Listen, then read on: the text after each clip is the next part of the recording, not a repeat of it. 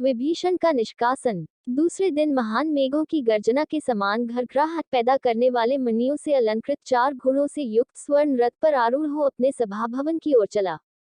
भांति भांति के अस्त्र शस्त्रों से सुसज्जित राक्षस सैनिक उसके आगे पीछे उसकी जय जयकार करते हुए चले। मार्ग में लोग शंखों और नगाड़ों के तुमुलनाद से संपूर्ण वातावरण को गुंजायमान कर रहे थे। सड़कों पर सहस्त्रों नागरिक खड़े होकर उसका अभिवादन कर रहे थे, जिससे उसका मस्तक गर्व से उन्नत हो रहा था। इस समय वह अपनी वैभव की तुलना देवराज इंद्र से कर रहा था। सभा भवन में पहुंचकर वह अपने मणिमय स्वर्ण सिंहासन पर जाकर बैठ गया। उसके सिंहासनासीन होने पर अन्य दरबारियों और मंत्रियों ने भी अपने अपने आसन ग्रहण किए। शत्रु विजयी रावण ने उस संपूर्ण सभा की ओर दृष्टिपात करके कहा, सभासदों, मैं दंडकारण्य से राम की प्रिय रानी जनका दुलारी सीता को हर लाया हूँ, किंतु वह मेरी शैया पर आरूढ़ होना नहीं चाहती है। मेरी दृष्टि में तीनों लोकों के भीतर सीता के समान सुंदरी अन्य कोई स्त्री नहीं है। उसे देखने के बाद मेरा मन मेरे वश में नहीं रह गया है। काम ने मुझे अधीन कर लिया है।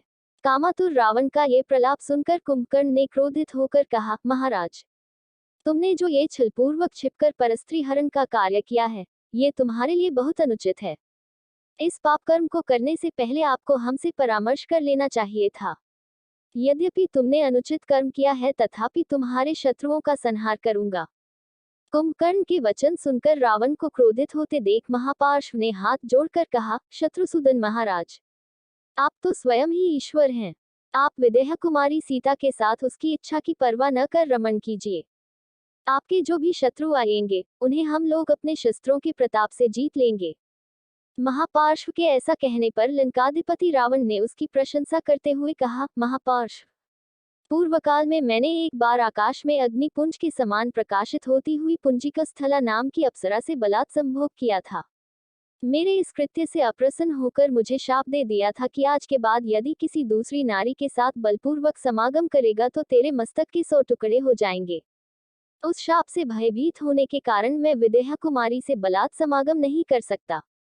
फिर अपने शूरवीर सेनानायकों एवं मंत्रियों को संबोधित करते हुए वह बोला, हे बुद्धिमान और वीर सभासदों, आज हम लोगों को अपने भावी कार्यक्रम पर विचार करना है। राम सुग्रीव की वानर सेना लेकर समुद्र के उस पार आ पहुंचा है।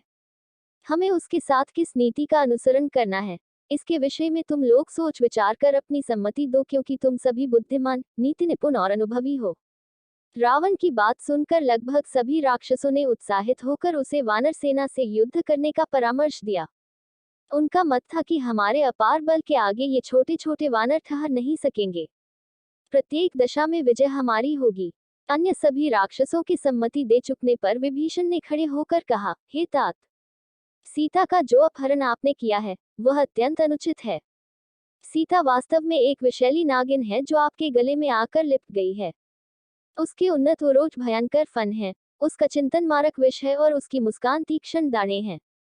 उसकी 5 अंगुलियां उसके 5 सिर हैं। यह आपके प्राणों को अपना निशाना बनाकर बैठी है। इसलिए मैं आपसे कहता हूं कि यदि आपने इस नागिन से छुटकारा नहीं पाया तो राम के बाण राक्षसों के सिर काटने में तनिक भी संकोच न करेंगे। इसलिए सबका कल्याण इसी में है कि सीता को तत्काल लौटाकर राम से संधि कर ली जाए।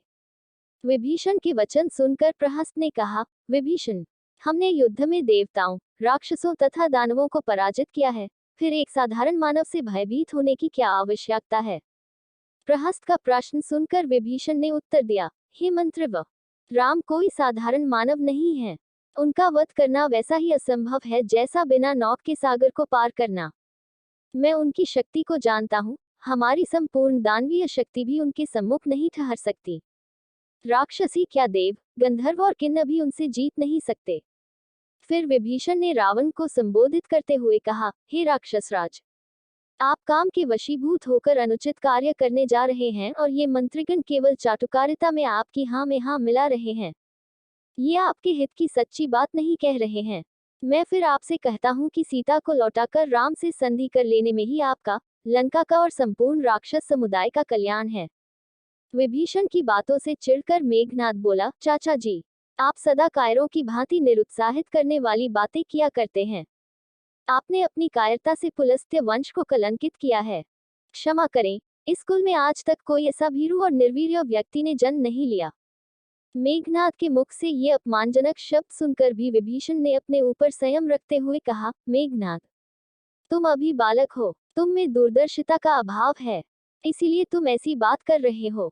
मैं फिर कहता हूँ कि राघव से क्षमा मांग कर सीता को लौटाने में ही हमारा कल्याण है। विभीषण को बार बार सीता को लौटाने की बात करते देख रावण ने क्रुद्ध होकर कहा, बुद्धिमान लोगों ने ठीक ही कहा है कि चाहे शत्रु के साथ निवास करें, सर्प के साथ रहें, परंतु शत्रु का हित चाहने वाले मित्र के साथ कदापि न रहें। ऐसे लोग मित्र के वेश में घोर शत्रु होते हैं। विभीषण, तुम हमारे सबसे बड़े शत्रु हो जो राम की सराहना करके हमारा मनोबल गिराने का प्रयत्न करते हो। मैं जानता हूँ कि तुम मुख से मेरे हित की बात करते हो परंतु हृदय से मेरे ऐश्वर्य, वैभव तथा लोकप्रियता से ईर्ष्या करते हो। यदि तुम मेरे भाई न होते तो सबसे पहले मैं तुम्हारा वध करता। यदि वध न करता तो भी कम से कम तुम्हारी जीभ अवश्य खींचवा लेता। मेरे सामने से दूर हो जा देशद्रोही, और फिर अपना मुख मुझे कभी मत दिखाना।